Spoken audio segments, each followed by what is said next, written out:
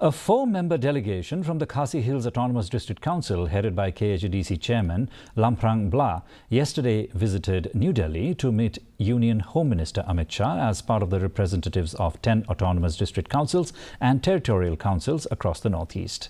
Chief Executive Member of Khadc Pinyait Singh's aim informed that the delegation will try to impress upon Shah to table the constitutional 125th Amendment Bill 2019, which proposes to amend the 6th schedule.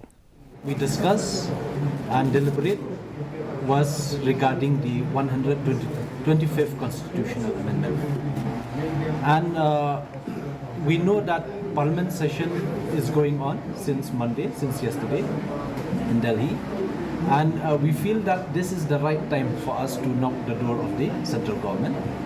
And with all in one mind and one voice, all the ADCs, we have approached the Ministry of Home Affairs, and fortunately, the Honorable Union Home Minister, Mr. Amit Shah ji, has invited us today, in fact, today evening. Based on